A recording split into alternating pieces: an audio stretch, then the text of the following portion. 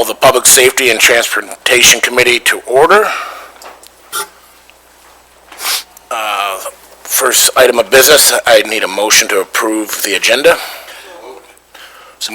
Moved by Duckham, supported by Walls. All in favor? Aye. Aye. All opposed? Passes unanimously. We've reached the first opportunity of public comment. Is there any public comment? Any public comment? Any public comment? Seeing none, public comment is closed.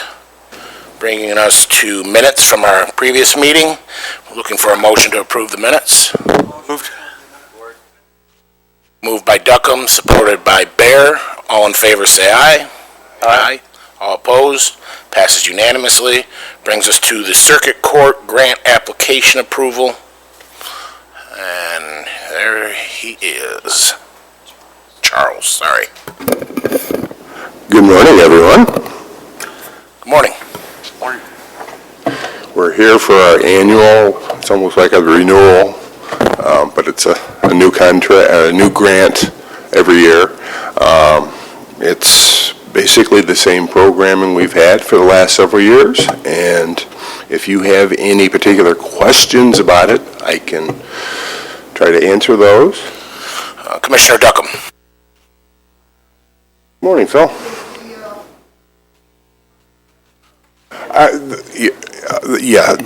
The grant will fluctuate from year to year.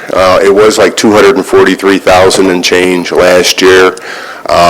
They've disallowed a couple of programming things because they're always monkeying with some of the what they want in a program statewide. So it reduced what we had from last year from 243 to 230 and just a little under 231,000. Seems like they would have added it extra in this year so you guys could catch up. No, the program ran last year. We were still diverting people from jail, even though that we didn't have a large proportion of them in jail. It's a pretrial program too, so a judge can divert them before jail to this program in hopes of, one, saving a jail bed, and then two, trying to get them on track so they have a head start not to go into a deeper level of crime, because this is basically set up for nonviolent offenses. Okay, thank you very much. You're welcome. Any other questions from committee members? Commissioner Bear? I'd just like to make a motion to approve this grant application.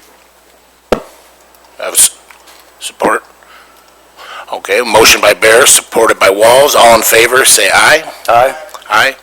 All opposed? Passes unanimously. Thank you, Charles. Thank you. Everybody have a great day. You as well.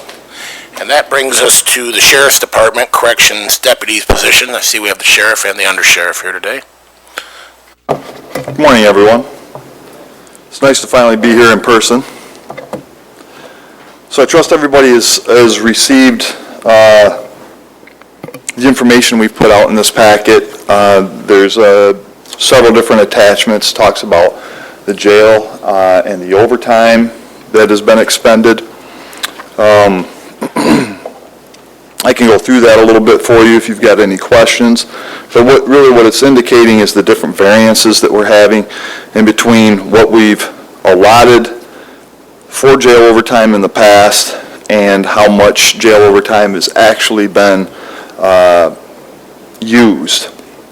And then it indicates off to the side how many staffing members we had during the course of those times. So you can see that the variance in 2016 was $225,000, which is pretty significant when you consider the proposal I have in front of you, because I believe it's $224,000 to have 3 additional employees in the Corrections Division.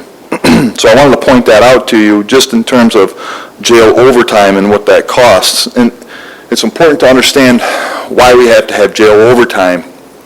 So right now in our jail facility, we have about 197 inmates, and it's manageable right now. but we can have up to 442, and I expect when the CDC raises their restrictions on the jails, that our jail is going to become full capacity within a matter of probably a month or less. And when that happens, we're going to be grossly understaffed. Currently, right now, our staffing level is at 50. It was at 52, as you can see, in 2020 when we were going through COVID, and was eliminated, two positions were eliminated at the end of 2020, with the idea that we weren't going to be able to fund them. So that was done by the previous administration. So since then,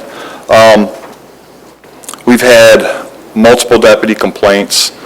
Of course, you've got a letter in there from our union. They feel that this is an unsafe environment. And frankly, I understand that. I've gone onto the floor. I've been out on Chana Road. For those of you who have never been there, I invite you out there. I'm happy to walk you through the facility. You can actually see the barracks and how many inmates are out there with those corrections deputies, and it's a hair-raising situation. And what I'm really concerned about is when we get to full capacity, what that might eventually entail. So, anyway, the deputies are concerned about it. There's been some problems with our control area over on Chana Road, and that has to be continuously maintained so it can be a complete and full lockdown in the event that there's an emergency, and additional personnel can be allowed in through that control facility. There's been times when they've lost contact with some of the deputies who've been doing their rounds, and nobody can go out and check on them because they're just understaffed. And what we've seen, well, at least what I've been attributing it to, is because we've been understaffed, people have been calling in sick. We've got several people that are on FMLA, so there's nothing we can do in terms of telling them no. We just have to try and fill the positions, and there we are, calling people in, and that begets more animosity towards the sheriff's office, and it's just been a kind of a vicious cycle that's been going on. And my fear is, especially with the courts opening up here in August, that we're going to have a lot of more difficulty in dealing with the different people that we're going to be encountering. In particular, right now we have 12 inmates that are locked up for murder. So there's several murder cases that are going to be coming up. And keep in mind that there's 6 currently that are out on bond. 6 murderers that are out on bond. So we have a total of 18 that we have to deal with, and they're all going to be funneled through the jail. So it's been one of those deals where we're just trying to anticipate bad things that are coming up and to try and put a stopgap in there before they happen. So just wanted to direct your attention a little bit to some of the jail statistics between Monroe County, Ingham County, and Jackson County. Those are pretty good comparisons for us. As you'll see, our population with Monroe County is very similar, but our jail is bigger because we have the 2 facilities that are a little bit larger than there. Our jail is bigger, and you'll notice the ratio to inmates. So that's at full capacity, which is what I said we expect to be once the CDC restrictions are lifted. We have the highest ratio of jail to inmates in the state, where for every corrections deputy we have 1 to 8.86 inmate ratio, which is very dangerous. The recommendation is 1 to 4. You can see these other ones aren't 1 to 4 either, but they're a lot closer than we are. You see our bookings and our releases, and this is taken into consideration the 3-year period of 17 to 20. We're right there. We're right there with Ingham County, and they're much, much larger than us. And of course, we're over Monroe County. Look at the incident reports. 14,998, almost 15,000 incidents occur inside of our jails, as compared to 5,100 in Monroe County and 6,400 in Ingham County. So I think we're grossly understaffed. The incidents are reflective of that, because when we don't have staff out to combat these issues before they occur, then things start to get out of hand. So we're seeing a lot of that. A lot of folks are being put in the restraint chair.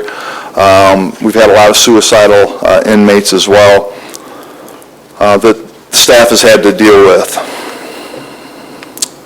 Then I'll show you the jail ratios, if I could, on that next page. And what that is indicating here is the number of staff in Jackson and the number of inmates, and then as a comparison down the line on some of the jails that responded to our request. One of the things that you'll note here, Monroe County, they have 70 corrections deputies for 363 inmates. We're at 50 corrections deputies for 442 inmates. Livingston County has 74 deputies for 411 inmates.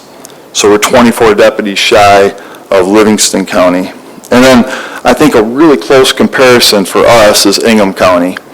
444 inmates as compared to our 442 inmates. And they have 72, so 22 more corrections deputies than we have. And then finally, if you have any questions about that, please feel free to ask me. And then finally on deputy pay. Chairman Shotwell. Yes, sir. Sheriff, all due respect, when we designed Channer Road, it was designed platoon style. And we were supposed to be able to have a more efficient operative system, and we weren't supposed to be putting the most abusive prisoners out there. And I have, fortunately or unfortunately, who's ever been the lead deputy in charge of the jail system has always sent me a daily email. I don't think we've ever reached the capacity of 442 or even gotten close to it within our facility system. Is your expectation to have a staff to go 4-to-1 if we were ever full? Or is your expectation to operate where previous law enforcement divisions in Jackson have operated with a much lower capacity within the facility itself, thanks to the use of the court system? Yes, my expectation is not to have it at full capacity. If that would have been the case, I'd be asking for 20 more corrections deputies today. No, that's not my expectation. What I'm doing is just giving you some comparables here so that you can have a clear understanding of what's going on. And I agree with you that the Channer Road facility wasn't designed for the hardened inmate. The unfortunate part about it is, on occasion, you get the hardened inmate out there. And let me explain what I mean by that. So for instance, Channer Road facility is typically a facility where people are going to be placed in there that are serving a sentence on a misdemeanor charge. The problem is that some of those people that are serving a sentence on a misdemeanor charge are hardened criminals. So we've got people that are in there that have significant criminal histories that are serving a sentence on a misdemeanor charge. Sometimes we have inmates in there from the Department of Corrections that are serving out a Department of Corrections sentence. So we get people in there that are varying backgrounds, and I know what the original design was, and it's great in theory, but in practice, it just doesn't play out that way. And it's unfortunate that it doesn't. Not to say that the facility can't handle it, because I think the facility is handling it and doing a good job of it, the facility itself. The problem is just making sure that we have the recommended personnel in order to deal with them. So, following that thought pattern, we may have an ongoing long-term situation now that we need to look for solutions for. And coming up, we're going to have to probably figure out some ways to deal with it, just as we did 10 years ago. And I think that your office and your recommendations are very good, and I think they come forward at a proper time. And I think that that's the reason why I raised the questions, is not more of a criticism, but to let the community know that there are issues out there that have changed since we built this facility. with everybody involved. And it's not the same situation we were in when we started this operation. That's correct, sir. Thank you very much. Yep. Okay. Commissioner Bear. Good morning, Sheriff. Morning, sir. Reading these numbers that you've provided for us, I guess my question is, why are you asking for 3 additional deputies rather than 10?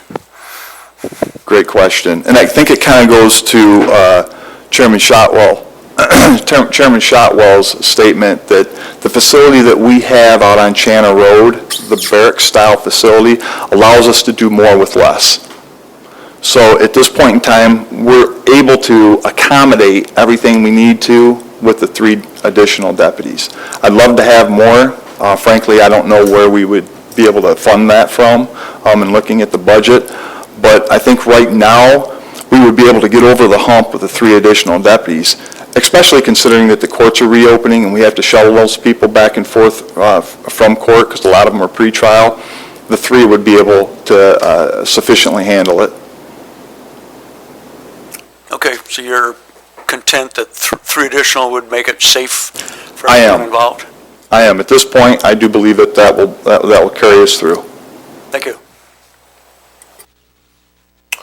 Commissioner Duckham. Yeah, I'd like to make a motion, we approve this request.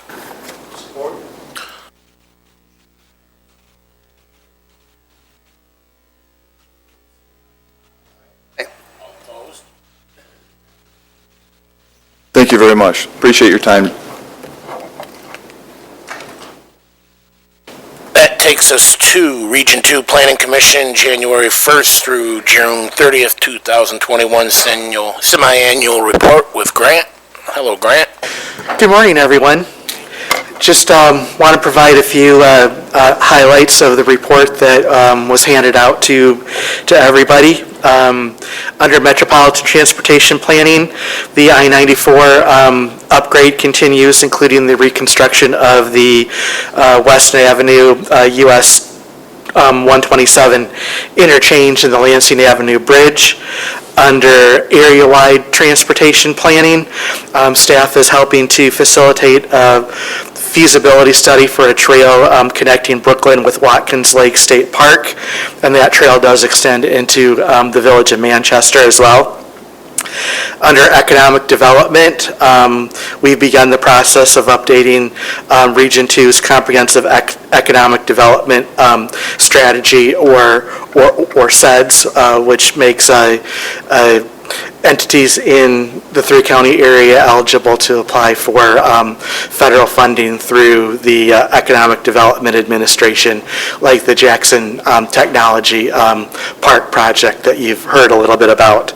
And on the CARES Act Recovery website, that's set for launch in August. Under the Jackson County Planning Commission, the JCPC has provided townships with recommendations regarding 11 proposed rezonings and 3 sets of text amendments. And we've also compiled a full draft of the Jackson County Hazard Mitigation Plan for review by the Michigan State Police. If you have any other questions about my report, I'd be happy to try and answer those now. Commissioners, do we have any questions? Commissioner Bear. Good morning, Grant. Good morning. Got one question. I see that you participated in the EDA Chicago region for fiscal year 2021. What does Jackson get out of participating in the Chicago region? We are part of the Chicago region. That's Michigan, Indiana, Minnesota. I can't remember all of the states, but that's the region that we're assigned. That's good. Thanks. Good explanation. You're welcome. Any other questions, committee members? Thank you for your report, Grant. Thank you. Takes us to item E, Airport Hangar 119 East Ground Lease. Juan, I believe. Yeah, hi, Juan. Morning, Commissioner Kennedy. How are you? Commissioners, this is a standard transfer of ownership of a hangar, private-owned hangar, and it's being sold from Paul Anderson to John Morrow, and we have first right of refusal. So the request is to waive the first right of refusal and to approve a standard 20-year ground lease on this hangar. Commissioners, do we have any questions? Commissioner Bear. Good morning, Juan. Morning, Tony. Based on the documents presented, it appears to me that this sale already took place July 7. Yes, the sale is pending approval of the county commission. And so the private owners understand that the transaction itself is pending approval. So at any time prior to the county commission approving the sale and the waiver of first right of refusal, the sale can be invalidated. So yeah, the owners are basically waiting for approval from the county. Okay, I didn't see anything in the sale agreement that said it was pending board notification or board approval. So that's why I was asking. It appeared that it's a done We'll deal. go ahead and modify the sale receipt for that then. And, yeah, but it is in the ground lease itself. The ground lease indicates that the transfer of ownership is pending approval from the county commission. All right, thank you, Juan. You're welcome. Commissioner Duckham. Morning, Phil. The way I read this, it's a question I probably should have asked in an airport meeting, but the new owner buys the hangar, but it sits on our property, so we maintain control. Is that correct? Correct. So we rent the ground for people to build their hangars on top. Okay. And so at any time, if they don't have a ground lease, they have to remove the building from their property. Okay. That's how it sounded, and I want to make sure I understood it. Thank you. Yes, sir. There's no more questions. I'd like to entertain a motion to put this to the full board. Moved by Duckham, support by Williams. All in favor, say aye. Aye. All opposed, passes unanimously. Thank you, Juan. Thank you. That takes us to the Jackson County Department of Transportation Act 51 report. I think Angie's here. Hello. Good morning. All right, our first item is the Act 51 report. This is our annual financial report. This shows our revenues and expenditures for the year. It includes the MTF financials for JCDOT. It's important to note, we had another record construction year on improving 1,600 miles, well, about 30% of our 1,600 miles for JCDOT. And we believe per capita, we are leading the state out of the 83 counties in construction dollars per mile spent. We do want to note that in 2021, we lost approximately $1.5 million with the pandemic. And then so far this year, we're down another $1 million. But we have been able to fulfill all of our pre-existing contracts for construction. So we're very proud of that. Christopher, did you want to add anything else with the Act 51 report? Oh, sorry. There we go. I'll just correct a nuance there. I think you said 2021, we were down $1.5 million, but it was 2020. The MTF revenues were down about $1.5 million. And we could feel it, but we didn't know the number until calculations came out about a month and a half ago showing the decline. Mostly due to gas tax declines. Vehicle sales were strong, otherwise it might have been much worse news, but that was a substantial hit. And we've been able to make other cuts in our budget to make sure we could fulfill the contracts that Angie's mentioning. So hats off to our team for holding strong through that. Thank you, sorry. Yes, 1.5 for 2020 and approximately 1 million for 2021 so far. Right. Right, okay. And that is it for the Act 51 report. Commissioners first, any questions? Chairman Shotwell. Ms. Angie, No, go ahead. Sorry. Go ahead, Tony, sorry. Commissioner Bear. the Department of Transportation used to, and I'm questioning, do they still do maintenance on the Sheriff's Department vehicles? Yes. Okay. Per Act 51, are we keeping our cost for providing those services and parts separate? And is the Sheriff's Department reimbursing us? Because Yep. if they don't reimburse us, then we can't use Act 51 money for that. Correct. Our accounting system, we set up project numbers, and it's coded to project or funds that get billed directly to those departments. Thank you. Yep. Chairman Shotwell. This past week, I dealt with a local issue, Robinson McCain, and got it explained, and I really appreciate that to Summit Township. But I'm wondering what mechanics we use to notify townships when there's change in where we're going to be working with this type of stuff. Do we wait until they request it, or do we anticipate it and let them know up front? Try to let them know up front as best we can. Yeah, we let them know up front. So Jim has communicated different changes to projects to the townships. I'm not exactly sure on that project specifically because that's been, I didn't look, but 4 or 5 months ago that we communicated that to the supervisor. So I'm not sure. I'm not looking at that specific, I'm just Okay, wondering yep. around the county, Yep. how we handle, we try to be proactive, or do we wait and react when they contact us? That's all I'm Yeah, we try to be proactive in everything. So Jim Cole, our project manager, is the liaison that communicates with the townships, and he communicates project changes.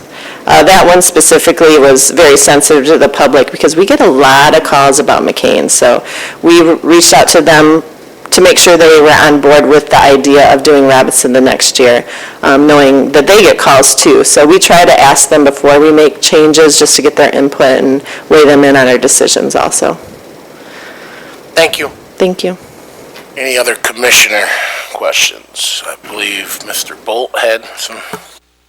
To add? Yeah, I'd like to add something. Thank you, Mr. Chair.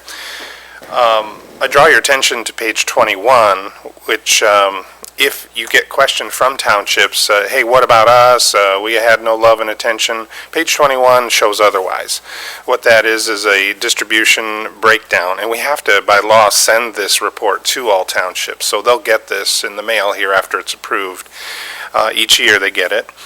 And what that shows is an incredible $45.5 million invested in all 19 townships spread all over the county. And the other incredible thing about this, and it's the first time in my career I've seen this, of a $21.5 million investment from local sources. And that's not just our millage townships, Spring Arbor Summit and Blackman, but it's spread over several other townships who are investing in their roads. So we have to really commend our township leadership out there for moving forward. And their interest in doing road work continues to grow. We meet regularly with them to strategize on their capital plans and so forth. Lastly, I'll just point out that our fund balance at about $4 million is, hovering around the new normal. We had a very high fund balance because of the bonds we issued. And the plan, as you all know, is to spend those down and invest in our community. And we did it at the right time because construction costs are climbing rapidly right now. Inflation is, as predicted, taking hold. In our heavy highway industry, it's been hovering around 4 to 8% every year, much higher than the general CPI. So we were all very smart in investing in our road system sooner rather than later, and we continue to pay on those bonds, but it's only at about 2% interest. So we've won that. That strategy is working very well for us. So I just want to point out lastly that This investment in our road system we've seen a decline in patching needs and maintenance needs, which is great. That was predicted as well, so that actually provides money to make those bond payments. We stopped throwing good money after bad, so to speak. And we've invested in the necessary assets and equipment that put us on solid footing for a continued robust construction program. So I just wanted to add those few highlights. Thank you, Mr. Chair. That actually gives me one question, if you don't mind. Okay, so as I'm reading this, I'm just going to pick a random community. We'll say Liberty. Shows funds received $126,701.08 under the local roads. Does that mean that the county is going to spend that amount of money that year on that particular community? Page 21? Yes, page 21. Okay. Those numbers are what we have spent in the past. And Okay. it might be our own money that we've invested in the community. So that's money spent, already spent. That's money already spent last year, correct? Okay. Yep. Thanks, I just wanted some clarity on that. Appreciate it. But you can always point to that. And because sometimes townships claim you didn't do anything in our township, you can go right here and say, no, they actually did. You just maybe didn't know or weren't paying attention and so forth, so. Thank you. Okay, I believe that takes us to item G, the abandonment public hearings. Are you going to handle that, Christopher? Well, we actually need a motion to approve. Oh, we need it. Okay, Yeah, excuse sorry. me. I'll entertain a motion to accept the Act 51 report. Motion by Duckham, supported by Williams. All in favor, say aye. Aye. All opposed? Passes unanimously. That takes us to the abandonment public hearings. Okay, so this item is to ask you to designate the managing director for JCDOT to be the hearing examiner to conduct the public hearings for abandonments when they come forth to JCDOT and the board. Under MCL 224.18, it requires a public hearing to be held when a petition for abandonment is not signed by all adjacent property owners. And it specifically says that you may designate as hearing examiner an employee to hold the hearing upon petition. So that person would then have the hearing and then report back to the board, and the board would make the ultimate decision. Currently, we have an abandonment request on an alley off of Virginia Court, which is on the southeast corner or end of Clark Lake and Columbia Township. There's two property owners, only one signed it, so it needs to have a public hearing.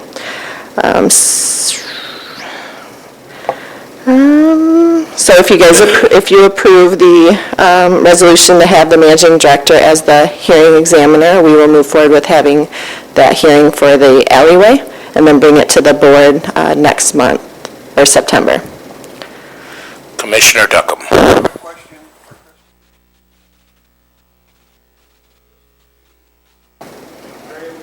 Phil, Commissioner Duckham, could you speak into the mic, please? Yep. Is this the road in we've been having the recent controversy with?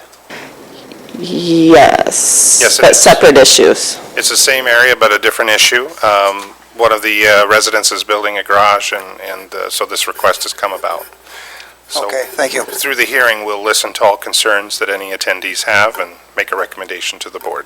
Thank you. Commissioner Bear.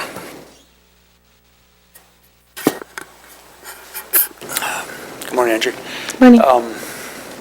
You're proposing a different process than we're currently following. So what exactly is our present process? I don't think that we've had any that have had to go to public hearing, at least since I've been here. So prior to that, I think it was before we were a department, so it would go to the road commission board, I believe.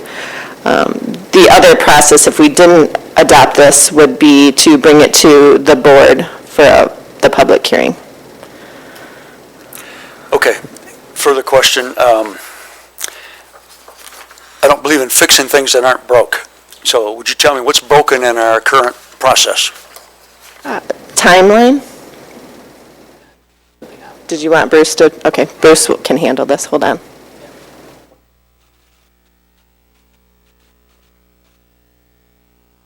two things. One, that by appointing a hearing commissioner, it allows us to be a little more flexible with when we schedule the public hearing, so it serves the public a little bit better.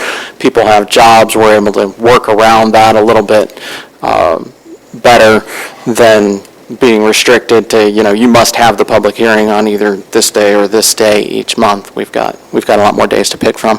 The other is, as Angie said, this hasn't come up since we've been a county department, so we really don't have a process.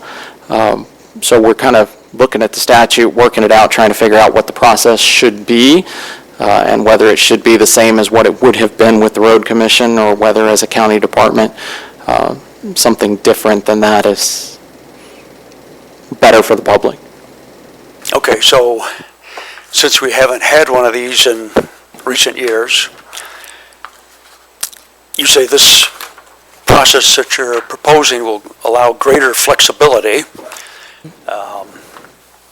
Since we haven't done this in years, then what was the problem with our current flexibility? It'll speed up the process. Well, since we haven't done this, what was so slow about our process since we haven't bothered to do this? Allow faster resolution. I mean, our resolutions weren't slow because we didn't have any. So I'm still not convinced that we... Commissioner Bear, I think Administrator could give you some clarity on this. Yeah, if I may, correct, we haven't had one of these, at least in the 10 years I've been here. Frankly, what it comes down to is, do we want to have a public hearing in front of the county commissioners, all of us? You only meet, really fully twice a month because we're restricted, or unless the county commissioners want to call a special meeting to accommodate the residents every time we do this. We're being much more customer-focused and friendly by allowing someone such as Christopher to have a public hearing at whatever is the best time for the group, and then bring those results, information to the full board here the following month. It's just easier for everybody, I believe. Chairman Shotwell. Does that also not give the citizen an opportunity for a final arbitration if they don't like the ruling you give, and they can come then to the full Board of Commissioners on full Board of Commission night, where it has administrative issues and typical things that can be easily solved, can be handled by professionals who work with the roads and properties and everything on a regular basis? Is that not correct? Of course, and anybody, two things. One, obviously, anybody's allowed to speak in public comment, so they would be aware of, we would make them aware of, when that final decision will be requested from the board, and they're free to attend that meeting and speak in public comment. And then if the board wants to hear further from them, of course, when that item comes up, the board can ask whoever it wants to speak. Good, Commissioner Bear?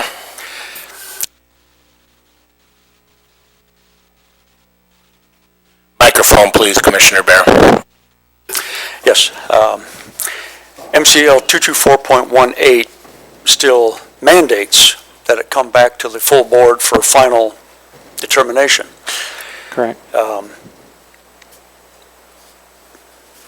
Okay, I'm still not convinced that our current system is broken. So I currently don't see why we need to fix it. I don't think it's necessarily fixing anything. It's giving another level to taxpayers to have. It's just giving them an early avenue with our experts to have the public hearing. And then if they disagree, they can bring it to the full board. So it's just an added layer. That's how I'm interpreting it. Am I correct? I mean, it's a layer we have to have. It's just a question of where that layer takes place, whether it's here or with us. Right. Christopher?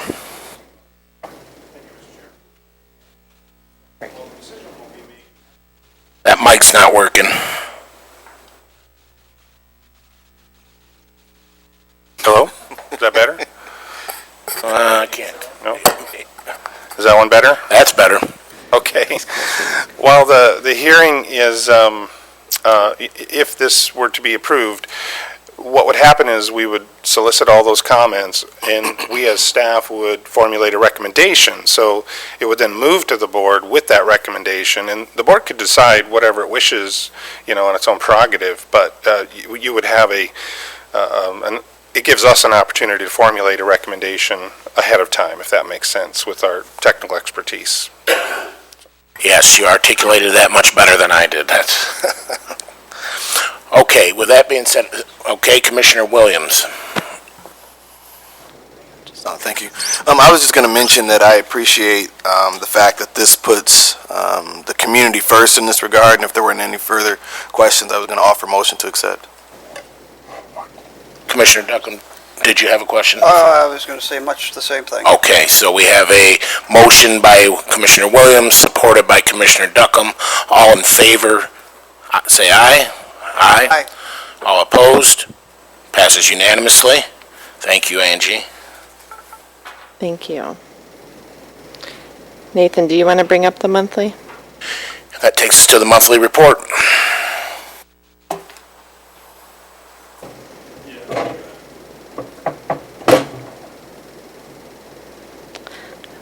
All right. Is my mic working? Okay, I sound quiet.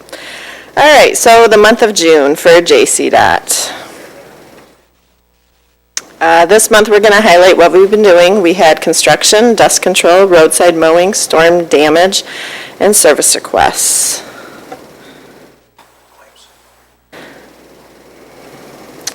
Blackman Road is almost complete. The pavement markings are down, and we got rained out of the shoulders last month. So they'll finish the shoulders as weather allows, and that will be opened up to the public. O'Leary subdivision, I apologize, I'm not sure why that picture on the right for St. David is not showing, but we have been out there, we've done the milling, the grading, and the recycling of that subdivision off of O'Leary. They are going to be paving that in a couple weeks. We had some undercutting issues out there. That subdivision was kind of cut into hills, and there was clay that we had to remove. So we're waiting to watch the undercut areas to make sure that they are solid before we pave that road. Then we go to Oak Lane Road. Our crews have done the cross culverts, the driveway culverts, the ditching, and they are going to start the recycling on that road. The roads after Oak Lane that will be recycling are Cox and Matthews, Hurst Road, Airport Road, Argyle, Brentwood, and Evanston Road over by the airport. And then Jefferson and Michigan are going to probably be the last time you hear me talk about this until we do our end of the year report. Those projects are complete. The tree removals, intersection signage, and the pavement markings are complete. We took a picture so you guys could see. On these roads, we did the recessed pavement marking. This is supposed to improve the lifespan of the pavement marking. Typical pavement markings last 1 to 2 years for the reflectivity. And they say that these can last 2 to 3 years. So we tried this on these roads. It was grant funded, and we're going to watch it to see how they perform.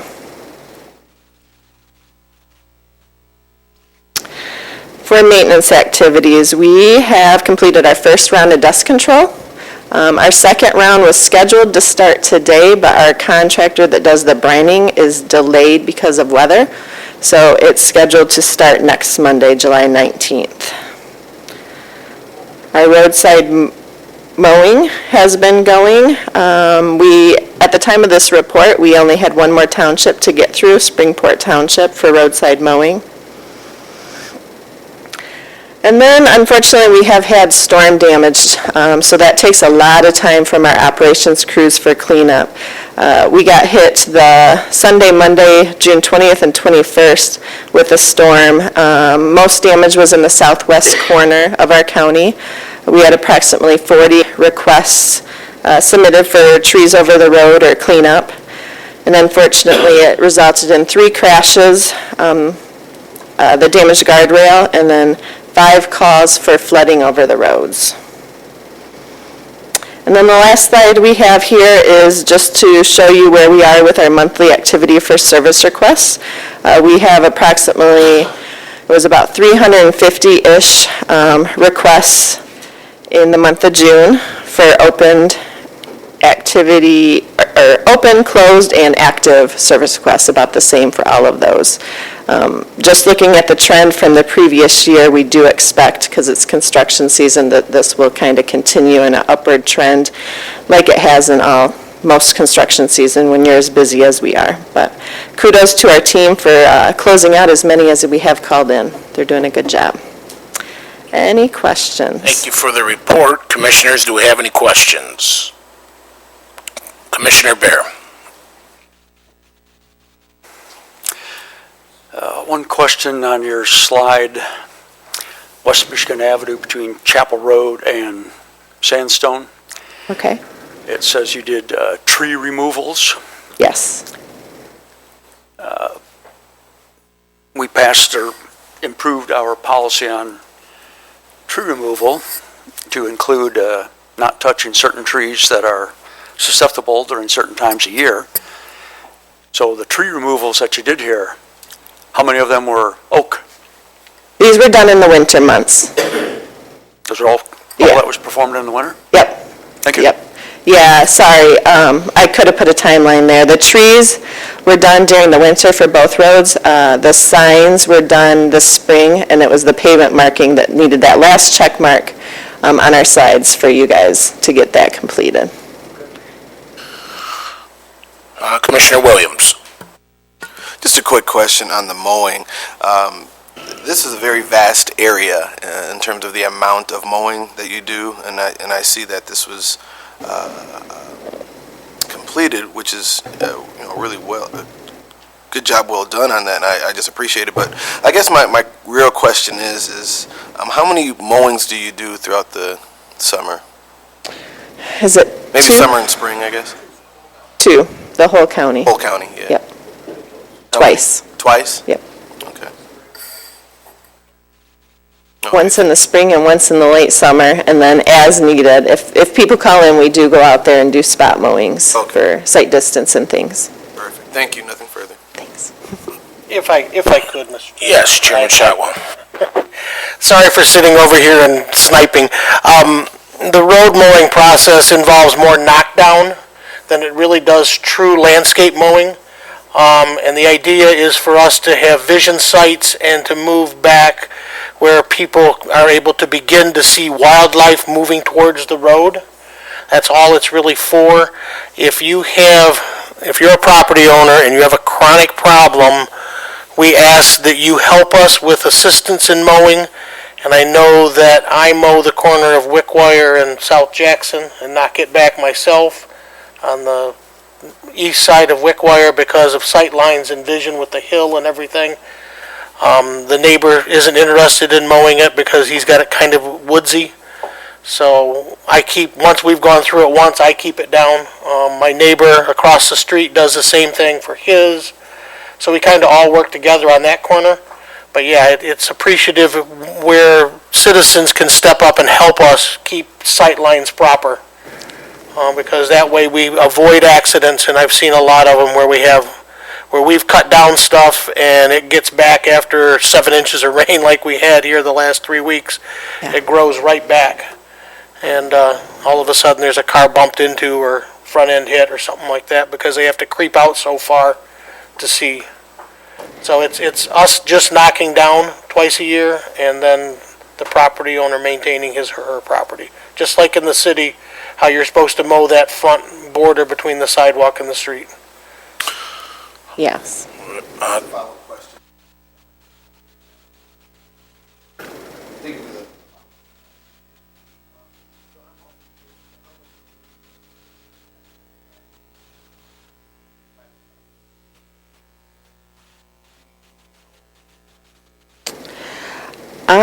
Not off the top of my head. I don't know how many, in between the first mowing and the last mowing, what we would gauge is how many times we get called out. I don't think we get called out to that many mowing spots.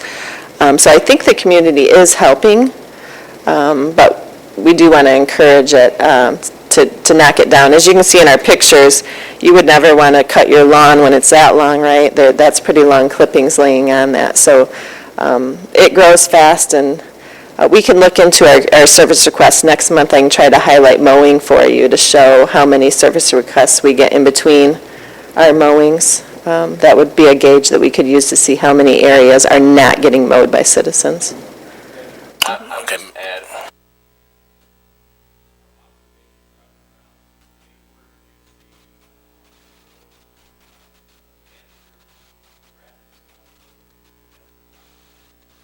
Yeah.